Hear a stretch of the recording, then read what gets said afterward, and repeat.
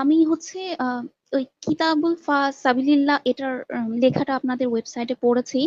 কিন্তু কথা হচ্ছে এখন ওখানে যে একটা হাদিস আছে আমাকে আদেশ দেওয়া হয়েছে সেই দিন পর্যন্ত লড়াই করতে। তো এটার কনটেক্সট একটু জানতে চাচ্ছিলাম। মানে ঠিক কখন বলা হলো? কারণ আমি তাফসীর ইবনে কাসির খুলে দেখলাম ওখানে এই কথাটা ঠিক পরে আবার বলা হচ্ছে যে অতঃপর তিনি বললেন, তুমি শুধুমাত্র উপদেশদাতা, মানে বাধ্যকারী নও। তার মানে কি ব্যাপারটা এরকম হলো না যে সে যুদ্ধ করতে চাইছিল শেষ পর্যন্ত, বাট তাকে নিষেধ করলো উপর থেকে? আমি তো এরকম পড়ি নাই, আমি তো এরকম দেখি নাই। একটু তাহলে আমরা আপনি কুরআন.com এ ঢুকে একটু দেখেন। তাহলে আমরা সূরা কয়েকটা গাশিয়া 88 নম্বর কয়েকটা আয়াত। আমরা দেখবো, একটা একটা করে দেখবো। তাহলে আপনি যেহেতু আসছেন সেহেতু আমরা একটা একটা করে দেখবো। প্রথমে আমরা একটু দেখি যে এই যে তুমি উপদেশদাতা, তুমি শুধুমাত্র উপদেশদাতা, তুমি জোর জবরদস্তিকারী নাও, এই জিনিসটা তো আপনি বললেন। প্রথমে তাহলে আপনাকে আমি একটু জিজ্ঞেস করি যে আপনি আহ, জানেন যে ইসলামী শরীয়তে মুরতাদের শাস্তি কি? হ্যাঁ, মৃত্যুদণ্ড।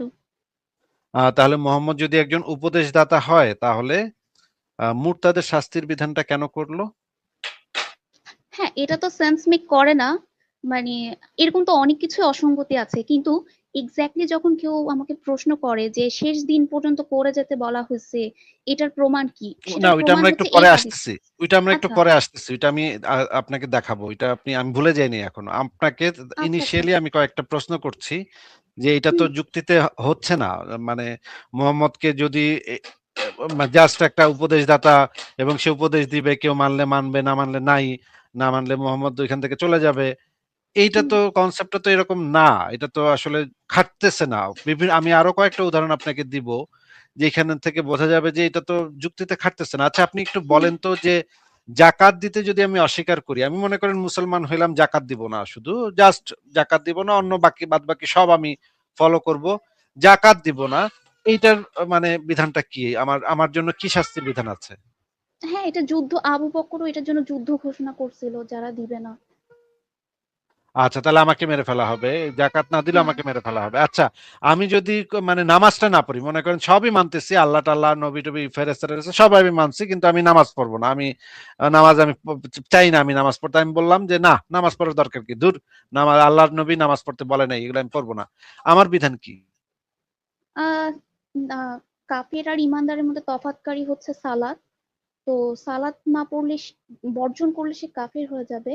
কাজে কাফিরকে মারা যদি বৈধ হয় তাহলে সেই লজিকে এটা এটাও তাকে মারা বৈধ হবে। তাকে মারা বৈধ হয়ে যায়, হ্যাঁ। তাহলে আমি দেখতে পাচ্ছি যে এই যে তুমি মাত্র উপদেশদাতা, তুমি মানে যার যার দিন তার তার, কোরআনের আয়াত হচ্ছে যার যার দিন তার তার, তুমি একজন মাত্র উপদেশদাতা মাত্র, তুমি তো মানে করতে পারো না, হেদায়েতের মালিক আল্লাহ পাক। তারপর হচ্ছে গিয়ে আহ তোমাদের ধর্ম তোমাদের, আমাদের ধর্ম আমাদের, এই আয়াতগুলা তো অ্যাপ্লিকেশনে দেখতেছি যে অ্যাপ্লিকেশনে তো এই আয়াতগুলা অ্যাপ্লাই হচ্ছে না। তাহলে হুম। ব্যাপারটা কি? তাহলে আমরা এখানে এই কি নাসিক ব্যাপারটি, মানসুখ জাতীয় কিছু হয়েছে যে হ্যাঁ, পরে এই লাস্টে জন্যই এটা আসছে? এই জন্যই নাসেক মানসুকের বিষয়টা আমাদের দেখতে হবে আগে, যে নাসেক এই আয়াতগুলা নাসেক এগুলা আয়াতগুলা মানসুক হয়েছে কিনা।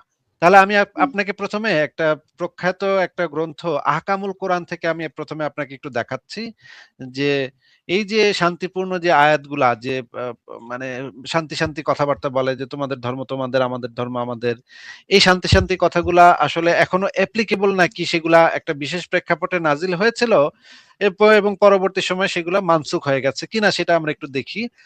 কোরআনের একটা আয়াত আছে, আপনি নিশ্চয়ই জানেন, এটা আমি আপনাকে দেখাচ্ছি। আহকামুল কোরআন, খায়রুন প্রকাশনী, দ্বিতীয় খণ্ড, পৃষ্ঠা নাম্বার 355 থেকে 358 নম্বর পৃষ্ঠা, আমরা একটু পড়বো। আহ এই যে সরাসরি বই দেখেন, আহকামুল কোরআন বইটা দেখা যাচ্ছে স্ক্রিনে? জি। আচ্ছা, আমরা একটু দেখি যে এইখান থেকে আপনি লাল কালিটা আপনি আপনি আমাদেরকে যদি একটু পড়ে শোনাতেন, আমরা একটু আপনার মুখে থেকে শুনি। দিনে কোনো জোর প্রয়োগ নেই, কিয়ামতের পর গোমরাহ থেকে আলাদা পথ স্পষ্ট প্রতীয়মান হয়ে উঠবে। আচ্ছা, আমি প্রতিভাত ফোনে দেখতেছি তো, প্রতিভাত আচ্ছা, আমি স্ক্রিনে বড় ছোট করে দেখতেছি। আরো বড় করে দিচ্ছি, দেখি আরো একটু বড় করে দিচ্ছি। এবার পড়েন। দিনে কোনো জোর প্রয়োগ নেই, হেদায়েতের পথ গুমরাহি থেকে আলাদা স্পষ্ট প্রতিভাত হয়ে উঠছে। মহান আহ, দহাক সুফি সুলাইমান ইবনে মুসা বলেছেন, এই আয়াতটি মনসুখ হয়ে গেছে এই আয়াতটি দ্বারা। হে নবী, তুমি কাফির ও মুনাফিকদের বিরুদ্ধে জিহাদ করো এবং এই আয়াতটি দ্বারা অতএব তোমরা মুশরিকদের হত্যা করো। হ্যাঁ, আল পড়েন, হাসান এরপরে ও পড়েন। কাতাদা বলেছেন, দ্বীনে জোর প্রয়োগ নেই কথাটি বিশেষভাবে সেই আহলি কিতাব লোকদের বেলায় যারা জিজিয়া দিতে প্রস্তুত হবে, আরবের সাধারণ মুশরিকদের বেলায় এ কথা নয়, কেননা তারা বশ্যতা স্বীকার করে জিজিয়া দিতে রাজি হয়নি। তাদের নিকট থেকে হয় ইসলাম কবুল নিতে হবে, না হয় তরবারির আঘাত তাদের উপর পড়বে। আচ্ছা, তাহলে আমরা বুঝলাম যে এই যে দিনের জোর প্রয়োগ নেই কথাটা তখন শুধুমাত্র আহলে কিতাব মানে ইহুদি এবং খ্রিস্টানদের বেলায় রয়ে গেল, আর মুশরিকদের বেলায় হচ্ছে তরবারি অথবা ইসলাম, এই দুইটার একটা নিতে হবে।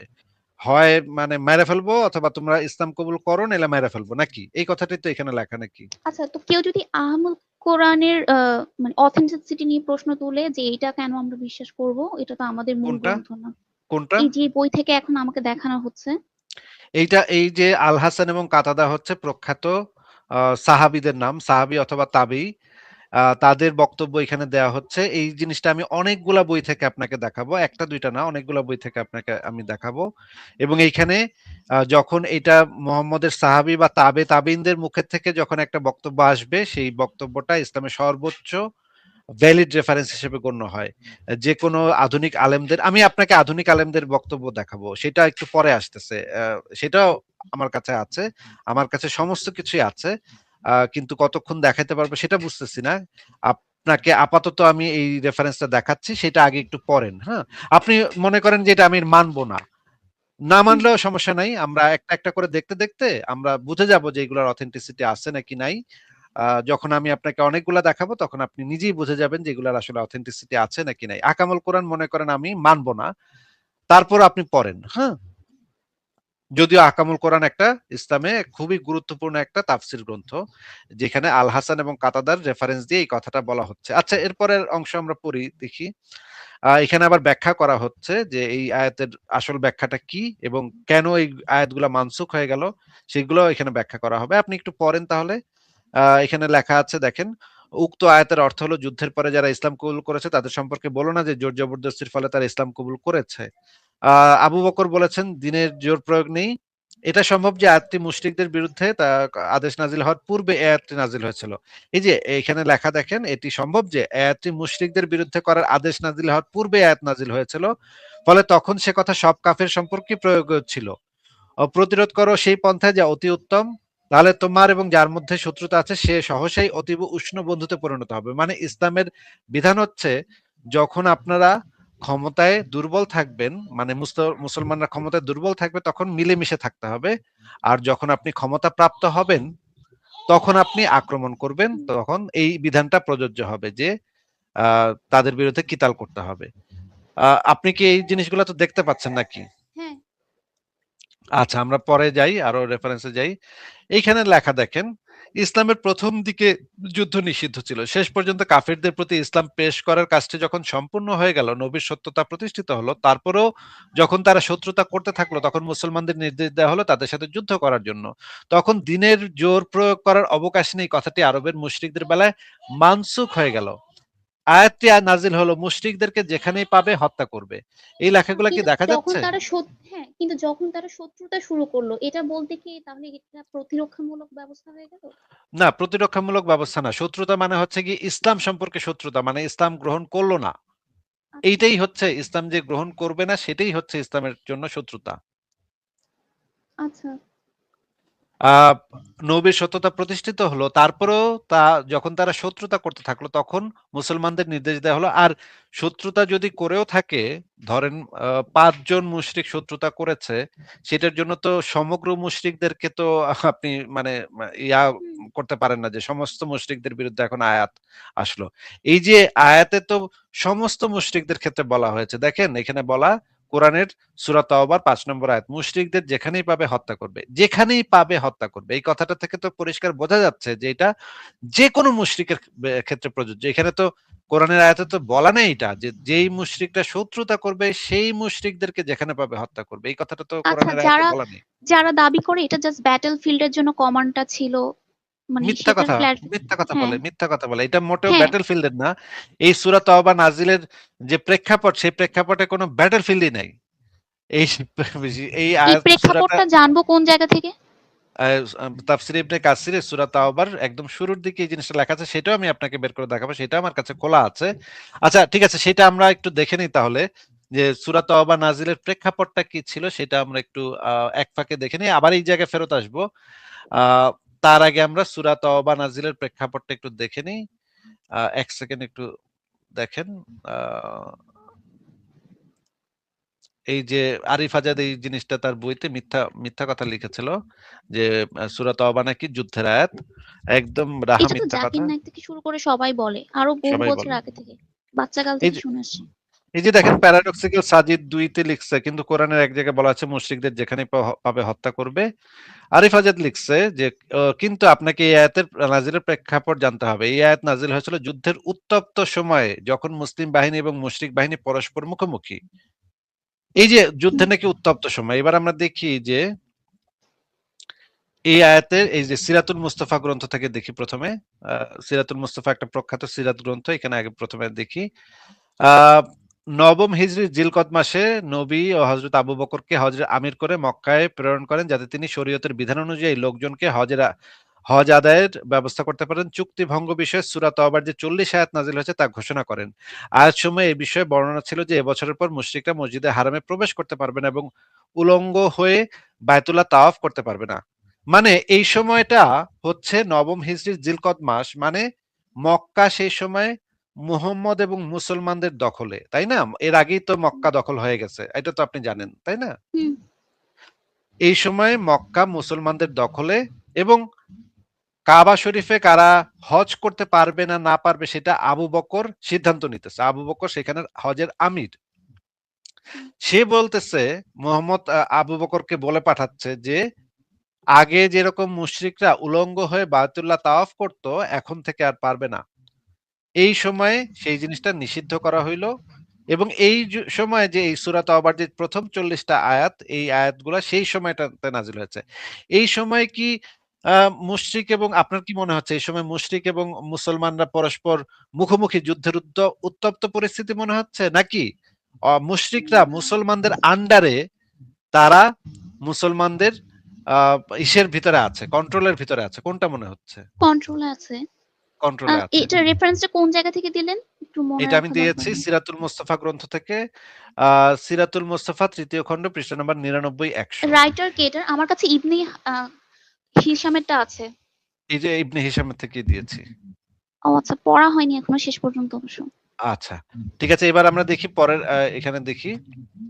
তদানুসারে কোরবানির দিন ঘোষণা করা হয়, বেহেশতে কোনো কাফের প্রবেশ করতে পারবে না।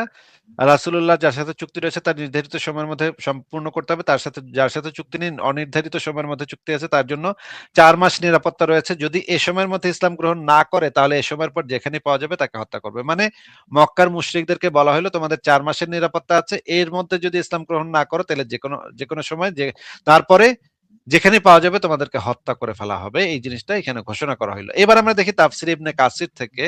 এটা হচ্ছে তাফসির ইবনে কাসির।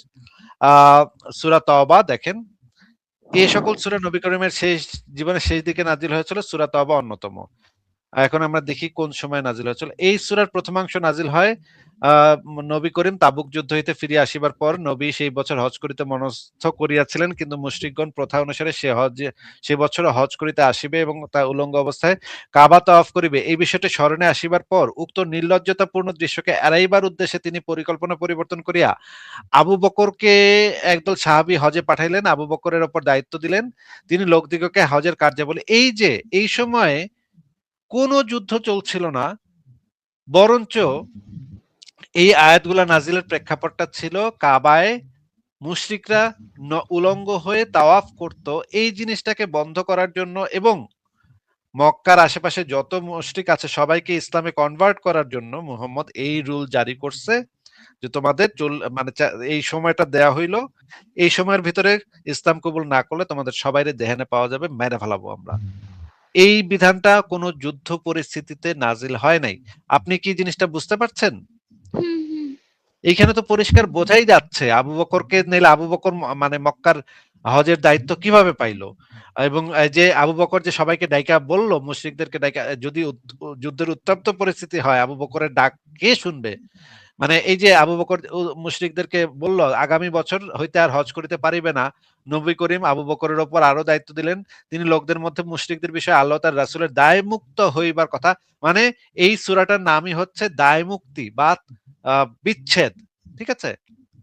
এই সূরা তওবা বা সূরা বারাআ এই শব্দটার মানেই হচ্ছে দায় মুক্তি বা বিচ্ছেদ, সম্পর্কচ্ছেদ। মানে মুশরিকদের সাথে সমস্ত সম্পর্ক এই সূরার মাধ্যমে শেষ হয়ে গেল, যে তোমাদের আর কোনো নিরাপত্তা দেওয়া হবে না, এর মধ্যে ইসলাম গ্রহণ না করলে তোমাদেরকে মাইরা ফেলা হবে। এইটা মোটেও যুদ্ধ পরিস্থিতিতে নাজিল হওয়া সূরা না। এই তাফসীরটা পুরোটা আপনি পড়েন, অনেক লম্বা। এখানে সবগুলা দেয়া আছে, আপনি যদি আমার চান। কাছে আছে এটা প্রথমা প্রকাশনী থেকে বের হওয়া। এটা কি ঠিক আছে নাকি এটা আবার চেঞ্জ করে ফেলা না, হয়েছে? না, প্রথমা প্রকাশনীতে আছে সিরাতে রাসূলুল্লাহ গ্রন্থটা আপনি হ্যাঁ, পেয়েছেন। আমার কাছে সিরাতে ওটা আছে। রাসূলুল্লাহ গ্রন্থটা ওইটা না। এটা হচ্ছে তাফসীর ইবনে কাসির ইসলামিক ফাউন্ডেশন থেকে আপনি পড়বেন। আচ্ছা, তাফসীর ইবনে কাসির সম্পর্কেও যেটা জানলাম যে এটা অনেক বিশাল ছিল। বর্তমানে যেগুলো পাওয়া যায় ওগুলো অনেক কনডেন্সড, অনেক কিছু বাদ দিয়ে কম্প্যাক্ট করে প্রচার করা হয়। এটা কি এইজন্য ঠিক? আপনি, হ্যাঁ, কিছু, কিছু না মানে তাফসীর ইবনে কাসিরের বাংলা অনুবাদ যেটা আছে সেটা তো মোটামুটি ভালো অনুবাদই আছে। ইসলামিক ফাউন্ডেশন থেকে যেটা বের হয় সেটা ভালো অনুবাদই আছে। সেটা আপনি মানে নিশ্চিন্তে পড়তে পারেন। ওইটার ভিতরে আর কোরআন.com এ যেটা দেয়া আছে? সেইখানে একটু কিছু, কিছু জিনিস অনুবাদে ভুল আছে। কোরআন.com এর অনুবাদটা আমার কাছে যেমন খুব ওইখান একটা থেকেই ইয়া আমি মনে হয় না। এটা নিয়ে কথা বলতেছিলাম সূরা গাশিয়ার ৮৮ নম্বর আয়াত। ওইটা আমরা দেখবো। ওই জিনিসটা তো আমরা যাবো। এই যে এইবার আমরা ডক্টর আবু বকর জাকারিয়া, যিনি বাংলাদেশের একজন প্রখ্যাত আলেম, উনার একটা সম্পাদিত সূরা তাওবার তাফসীর, এই পাতাটা থেকে দেখি এখানে কি লেখা আছে। এই পাতাটা একটু পড়ে শোনাবেন আমাদেরকে? আ একটু বড় করা যাবে? এর চেয়ে তো আর বড় করা সম্ভব আচ্ছা, না। এটা তো অনেক কিছু। সালাতের সাথে সাথে যাকাতের আলোচনা করেছেন।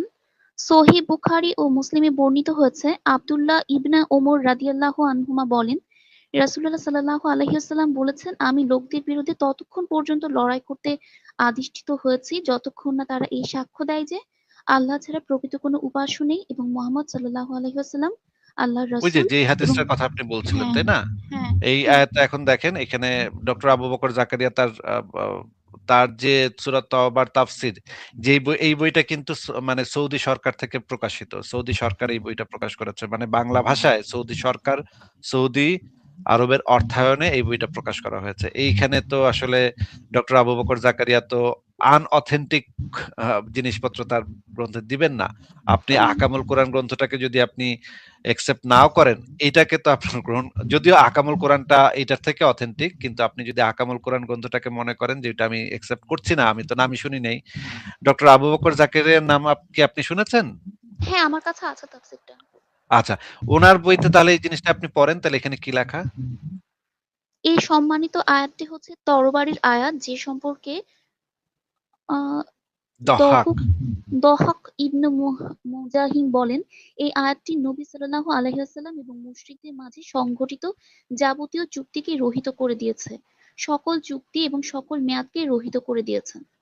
আওফি বর্ণনা করেন, আব্দুল্লাহ ইবনে আব্বাস রাদিয়াল্লাহু আনহুমা এই আয়াত সম্পর্কে বলেন, সূরা আল বারার অবতীর্ণ হওয়ার পর থেকে কোনো মুশরিকের কোনো চুক্তি এবং কোনো অঙ্গীকার আর অবশিষ্ট নেই।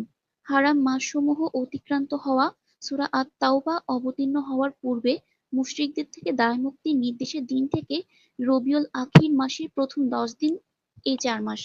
আচ্ছা, এখানে আমরা পড়লাম।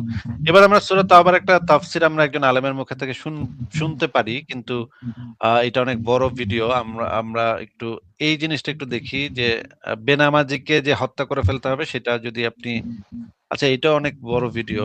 আমি আপনাকে তাহলে আহ আরেকটা জিনিস দেখাই।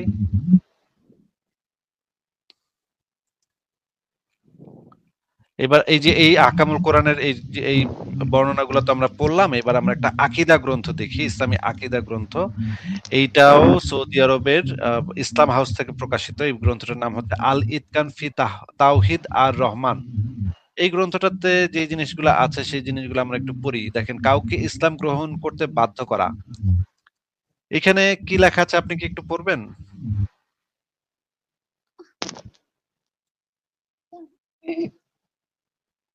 আপনি পড়বেন, একটু ফোনে ছোট দেখাচ্ছে আমাকে। আচ্ছা, আমি পড়তেছি। এই বিষয়ে উপরোক্ত আলোচনার সাথে সংশ্লিষ্ট একটি গুরুত্বপূর্ণ বিষয়, সমস্ত ওলামায়ে কিরাম একমত যে সকল কাফিরের সাথে আমাদের কোনো চুক্তি নেই বা তারা জিজিয়া প্রদানকারী জিম্মি কাফেরও নয়, তাদের হত্যার ভয় দেখিয়ে বা অন্য কোনো ভাবে ইসলাম গ্রহণ করতে বাধ্য করা হলে এটা গ্রহণযোগ্য হবে।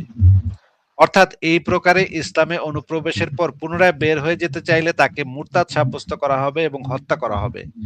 এই বিষয়ে দলিল হলো রাসূলুল্লাহর কথা, যা আমরা পূর্বে উল্লেখ করেছি, যেখানে বলা হয়েছে আমাকে আদেশ করা হয়েছে মানুষের সাথে যুদ্ধ করার জন্য যতক্ষণ না তারা লা ইলাহা ইল্লাল্লাহ বলে, যখন এটা তারা বলবে তাদের রক্ত সম্পদ সংরক্ষিত হয়ে যাবে। বুখারী মুসলিম। এই যে যেই হাদিসটা আপনি আলোচনা করতে চাচ্ছিলেন, সেই হাদিসটার রেফারেন্স দিয়ে এখানে বলা হচ্ছে যে কাফিরদেরকে যদি জোরপূর্বক ইসলাম গ্রহণে ভয় দেখিয়ে বা জোরপূর্বক যদি ইসলাম গ্রহণে বাধ্য করেন, সেটাও গ্রহণযোগ্য হবে। ইসলামে সেটাও গ্রহণযোগ্য, এবং ইসলামে ঢোকার পরে সে যদি পুনরায় বের হয়ে যেতে চায় তাহলে তাকে হত্যা করে ফেলা হবে।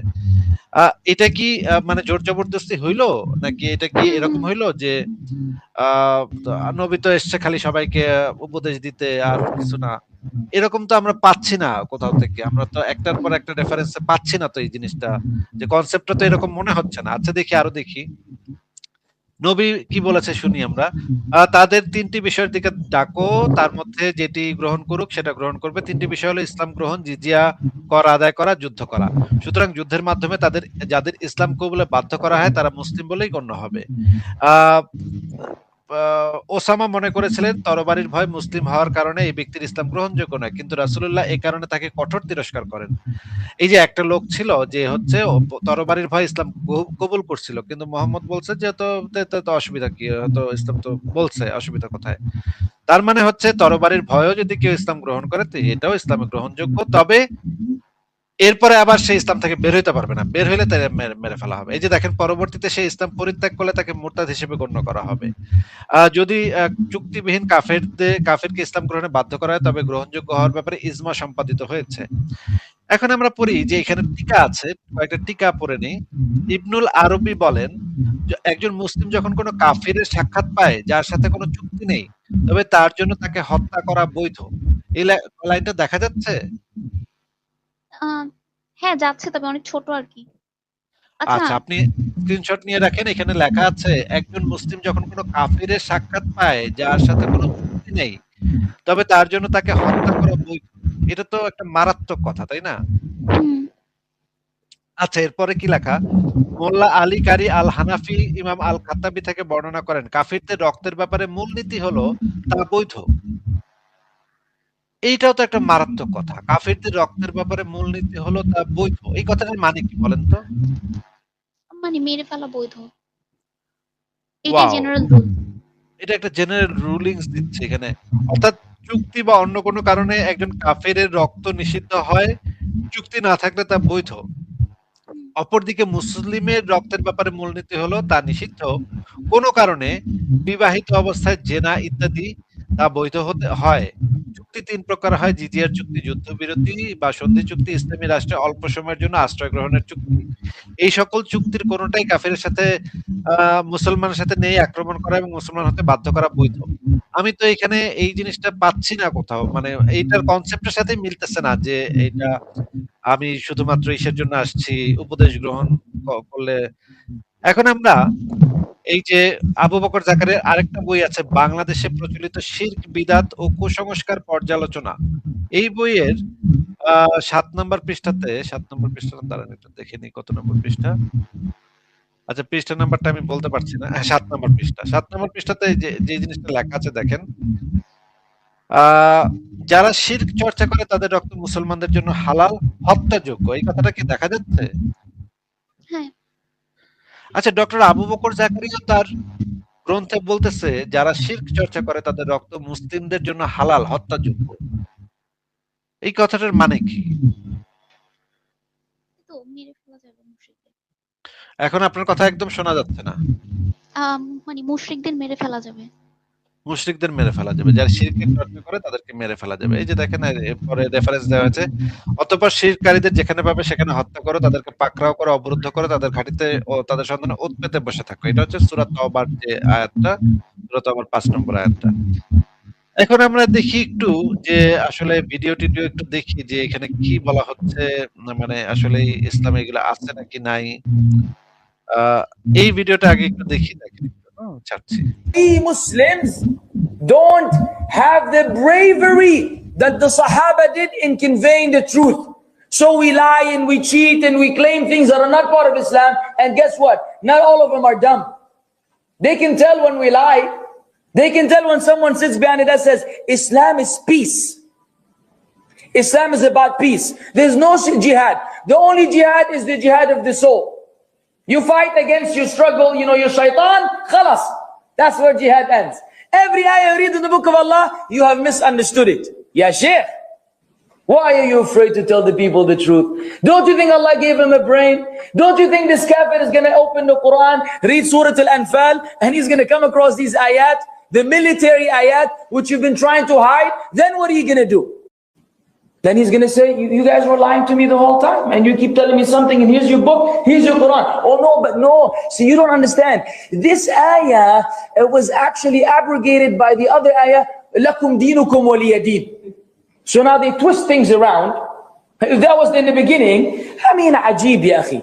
So you keep playing with the deen of Allah and changing and altering and sugarcoating to please a bunch of people, and at the end of the day, the da'wah is lost in the process. আচ্ছা, আপনি truth seeker আপু, আপনি ভিডিওটা দেখে কি বুঝলেন, এই যে লোকটা কি বললো? এই তো মানে এখনকার গুলো মানে নতুন যুগে টিকে থাকার জন্য মিথ্যা সুগার কোটিং করে যে ওটা বাতিল হয়ে গেছে, এটা আমরা মিস ইন্টারপ্রেট করতেছি। কিন্তু সে বলতে চাচ্ছে মানে সত্যি বলতে ভয় পাচ্ছ কেন? মানে মানুষ যদি খুলে হ্যাঁ, দেখে এখন তখন তো তারা এটা পাবেই। এখনকার ইসলামিক দায়ীরা উল্টা কথাটা বলে যে উইটা দ্বারা উইটা মানসুখ হয়ে গেছে। আসলে আসলে হ্যাঁ, হচ্ছে গিয়ে ওই যে শান্তিপূর্ণটা মানসুখ হয়ে গেছে, তাই না? জি। আচ্ছা, তারপর আমরা এখান থেকেও দেখলাম। এবার আমরা দেখি যে এই যে সূরা তওবার যে এই তাফসীরটা, এটা একটু ভালো করে শুনতে হবে। এটা আমরা একটু শুনি, হ্যাঁ? শুনেন। আরেকটা আয়াত শুনেন, সূরা তাওবা 5 নম্বর আয়াত। এই আয়াতটা খুবই মারাত্মক, শুনেন। এই আয়াতটা আবার পুলিশ টুলিশ থাকলে তরজমা করা যাবে না, বুঝছেন? কারণ এই আয়াতটাকে অনেকেই বলে সন্ত্রাসী আয়াত। সন্ত্রাসী আয়াত দেখেন, তরজমা করলে শব্দ দৌড় দিবেন। তরজমা করব? এটা খালি তেলাওয়াত করা জায়েজ আছে, বাংলাদেশে এটা তেলাওয়াত করা জায়েজ আছে, কিন্তু তরজমা করা চলবে না। তরজমা করব? ভয় পাবেন না তো? আচ্ছা, আলহামদুলিল্লাহ, দেখা যাক সূরা তাওবার কয় নম্বর আয়াত? 5 নম্বর আয়াত। এখানে শুনেন কি বলছেন। فإذا انسلخ الأشهر الحرم فاقتلوا المشركين। আল্লাহ তাবারক ওয়া তাআলা বলছেন, যখন হারাম মাসগুলো অতিবাহিত হয়ে যাবে। হারাম মাস চিনেন তো? কয়টা হারাম মাস? আরবিতে 12 মাসের মধ্যে 4টা হলো হারাম মাস। হারাম মানে সম্মানিত মাস। রজব, জুলকাদা, জুলহিজ্জা আর হলো মুহররম। আরবি প্রথম মাস হলো মুহররম, এটা হলো হারাম মাস। এরপরে হলো রজব, 2টা হারাম মাস। এরপরে জুলকাদা, জুলহিজ্জা, এই 4টা হলো হারাম মাস। আল্লাহ কি বলছেন রাসূল সাল্লাল্লাহু আলাইহি ওয়াসাল্লামের উপরে সূরা তাওবা নাযিল করে 5 নম্বর আয়াতে কি নির্দেশ দিচ্ছেন শুনেন। হারাম মাসগুলো অতিবাহিত হয়ে গেলে ফাকতুলুল মুশরিকিন, আপনি আপনার মুমিন বাহিনী, মুমিন সম্প্রদায়কে অর্ডার দিয়ে দেন, তাদেরকে আদেশ দিয়ে দেন, তাদেরকে দায়িত্ব দিয়ে দেন। কি দায়িত্ব? ফাকতুলুল মুশরিকিন, মুশরিকদেরকে হত্যা করো যেখানেই পাও। মুশরিকদেরকে হত্যা করো যেখানেই পাও। যেখানে পাও বলতে কোন কোন জায়গা বাদ আর কোন কোন জায়গা বাদ না, বলেন তো? যেখানেই পাও। আল্লাহ কি বলছেন? যেখানেই পাও মুশরিকদেরকে হত্যা করো। বাংলাদেশে পাও, ইন্ডিয়ায় পাও, মায়ানমারে পাও, আমেরিকায় পাও, ইউরোপে পাও, তাই না? জঙ্গলে পাও, সাগরে পাও, যেখানে পাও বলতে কোন জায়গা বাদ আল্লাহ বলছেন নাকি? মারাত্মক কথা না? হ্যাঁ, মুশরিকদেরকে হত্যা করো যেখানেই পাও। তারপরে দেখেন কি বলছেন। আপনাদের দেশের কোরআনও আছে, এখানে কোরআন আছে কোন? হাইসু ওয়াজাদতুমুহুম, যেখানেই পাও। তারপরে আরো কি বলছেন? হত্যার আগে আরো তো কিছু কাজ, হত্যার আগে কিছু কাজ করতে হবে না? ওই লোকটাকে তো আপনার গ্রেফতার করতে হবে, বন্দী করতে হবে। এই জন্য আল্লাহ এটাও বলছেন খুজুহুম, তাদেরকে পাকড়াও করো, তাদেরকে গ্রেফতার করো। খুজুহুম ওয়াহসুরুহুম, তাদেরকে অবরোধ করো, অবরুদ্ধ করো, ঘেরাও করো চতুর্দিক থেকে। তারপরে ওয়াকুদু লাহুম কুল্লা মারসাদ, মুশরিকরা যেই রাস্তাঘাট ব্যবহার করে সেই রাস্তাঘাটে বসে থাকো। ধরতে হবে না এই রাস্তা দিয়ে কোনো মুশরিক চলাচল করতে পারে, এই নদীর ঘাটে কোন মুশরিক চলাচল করতে পারে, এই জন্য রাস্তা এবং ঘাটে ওত পেতে বসে থাকো। কিসের জন্য? ওই মুশরিক ধরার জন্য। তারপরে কি বলছেন আল্লাহ? এটা সন্ত্রাসী আয়াত না? হ্যাঁ, মারাত্মক কথা। এই জন্য তো তর্জমা করতে আগে ডানে বামে পুলিশ দেখতে হয়। হ্যাঁ, তো তারপরে কি বলছেন? ফাইন তাবু, তবে যদি তারা তওবা করে, ওয়া আকামুস সালাতা, এবং সালাত কায়েম করে, ওয়া আতাউজ যাকাতা, যাকাত কায়েম করে, ফাখাল্লু সাবিলাহুম, তাহলে তাদের রাস্তা ছেড়ে দাও, তাদেরকে গ্রেফতার করে থাকলে তাদেরকে মুক্ত করে দাও, তাদেরকে অবরোধ করে থাকলে ছেড়ে দাও, তাদেরকে মুক্তি দিয়ে দাও। যদি তিনটা কাজ করে, তওবা করে, সালাত কায়েম করে, যাকাত আদায় করে, তাহলে তাদেরকে মুক্ত করে দাও, তাদেরকে হত্যা করো না। আর তাহলে কি বলো? এই আয়াতের তাফসীর বুঝবেন না? তাফসীর কি বল? এই আয়াতের তাফসীরটা শুনেন, তাফসীর কেমন। যদি তারা তওবা না করে, যদি তারা সালাত কায়েম না করে, যদি তারা যাকাত আদায় না করে, তাহলে তাদেরকে হত্যা করো, রেহাই দিও না। দেখছেন তাফসীর? যদি তারা তওবা না করে, যদি তারা সালাত কায়েম না করে, যদি তারা যাকাত আদায় না করে, তাহলে তাদেরকে রেহাই দিও না, মুক্তি দিও না। বুঝা গেছে? এটা কি কোরআনের নির্দেশ না? তাহলে কত বড় অপরাধী। তারপরে 11 নম্বর আয়াত, সূরা তওবার 11 নম্বর আয়াত শুনেন। কি ভয় লাগে নাকি এই আয়াত শুনলে? এরকম সন্ত্রাসী আয়াত হওয়ার কারণে মুসলমানরা কি করছে জানেন?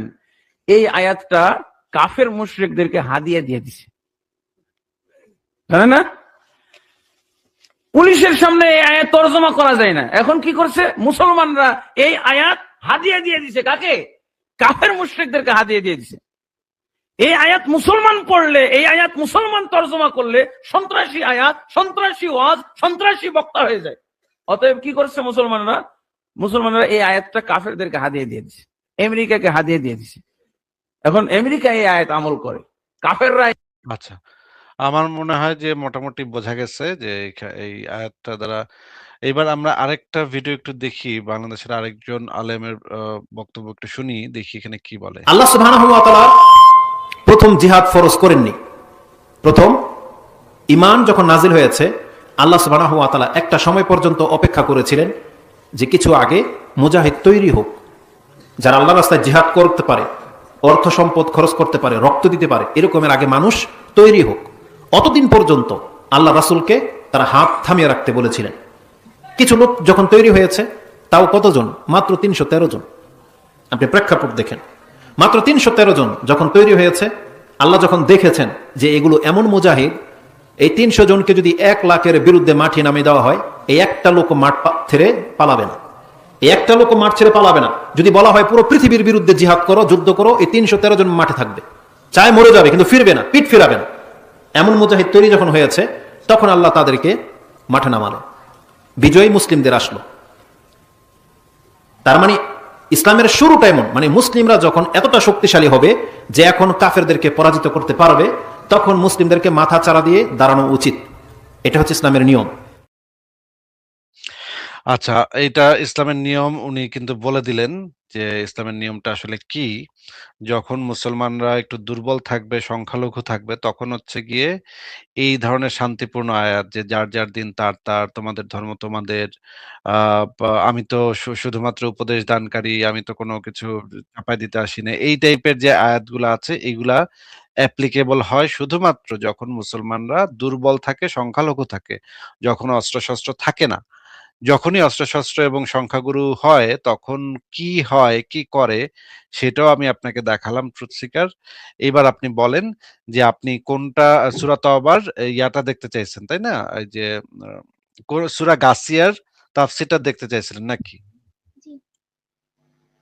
আপনি কি কোরআন.com থেকে আমি বের করব? হ্যাঁ, হ্যাঁ, ওটাই করেন। আচ্ছা ঠিক আছে, কোরআন.com থেকে আমি বের করতেছি। কত নম্বর সূরা একটু বলেন এবং আ সূরা গাসিয়া ৮৮ নম্বর আয়াত।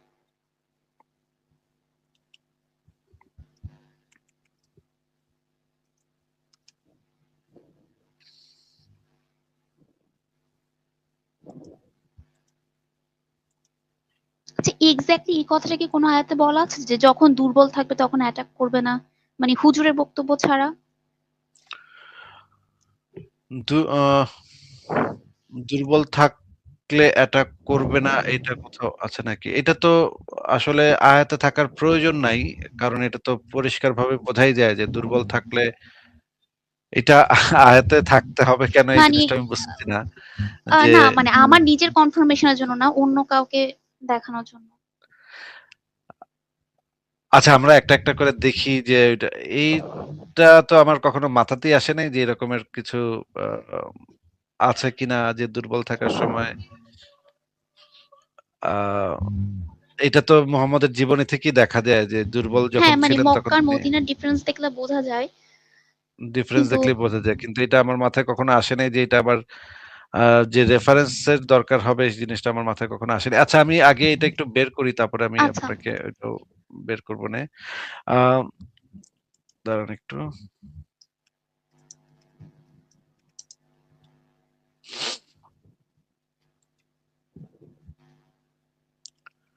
হ্যাঁ, বের হয়ে গেছে। সূরা গাসিয়ার ৮৮ নম্বর আয়াত, তাই না? কত নম্বর আয়াত? সূরা গাসিয়াই তো 88 ৮৮ নম্বর হ্যাঁ, সূরা। এটার আয়াত নাম্বার কত? 88 হ্যাঁ, হ্যাঁ, এটা হচ্ছে সূরা নাম্বার। কিন্তু আয়াত নাম্বারটা আচ্ছা ২১ থেকে কত যেন? ২১ এ ২১ যান তো, ইবনে কাসির আচ্ছা। তাফসীরটা দেখবেন।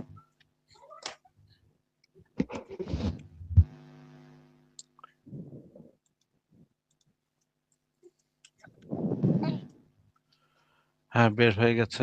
আমি বের করে দেখাচ্ছি। আ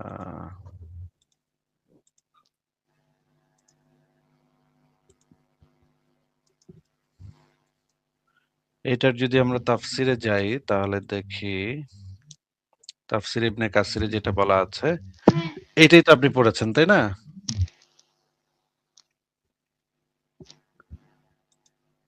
হ্যাঁ, বলেন। কোন জায়গাটাতে নিবো সেটা যদি একটু বলতেন?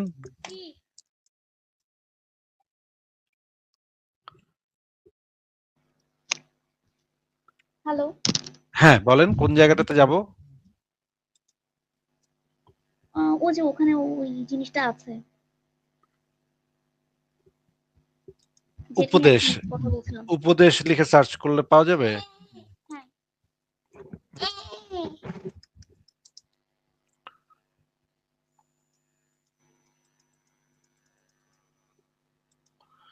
এই যে কাজী তুমি তো উপদেশদাতা মাত্র।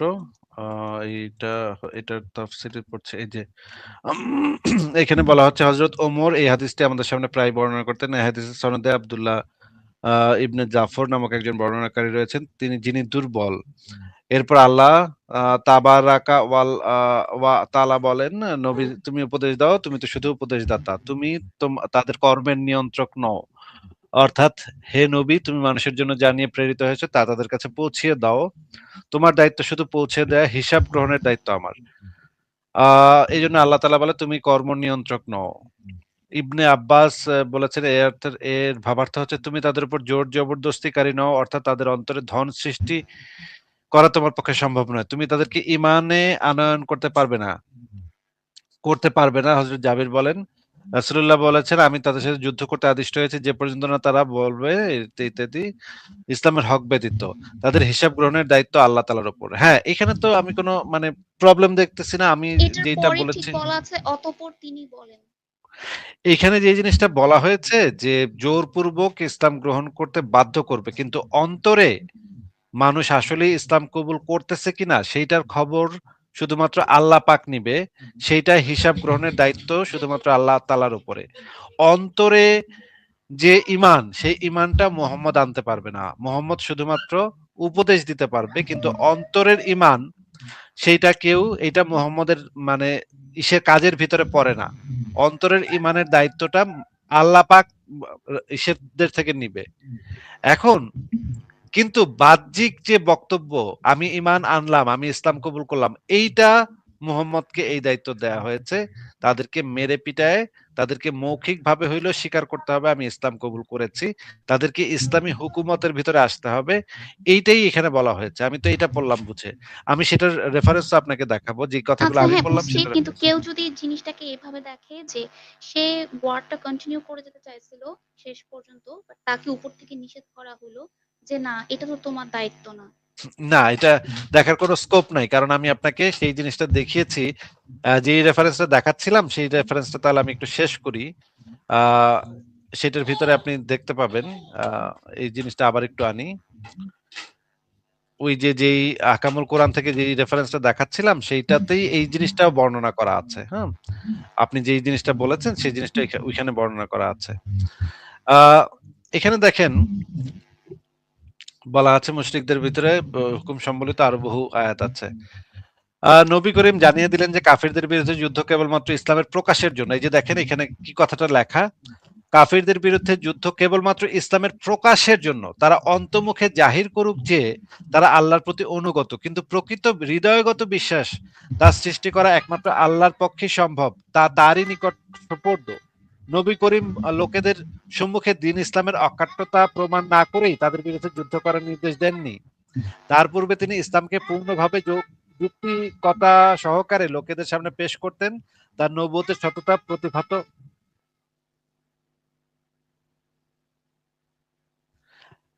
এইখানে আপনি দেখতে পাচ্ছেন যে এখানে এই জিনিসটা বলা হয়েছে যে এটা মুখে স্বীকার করার জন্য, অন্তরের ইয়াটা তো আল্লাহর হাতে। অন্তরে সে মুসলমান হচ্ছে কি হচ্ছে না সেটা আল্লাহর হাতে। এখানে আরো বর্ণনা আছে, আপনি দেখেন। এই যে দেখেন এইখানে যে জিনিসটা বলা হয়েছে, এবং এই প্রশ্নটা আবু বকরও করেছিল যে এটা তো তাহলে কেমন হইলো, এটা তো জোর করাই হইলো। দেখাচ্ছি।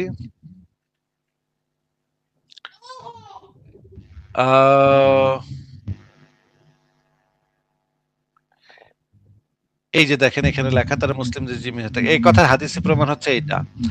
নবী করিম আরবের মুশরিকদের নিকট থেকে ইসলাম ছাড়া অন্য কোনো কিছু গ্রহণ করতে প্রস্তুত হননি, তা না হলে তাদের উপর তরবারি চালিয়েছেন।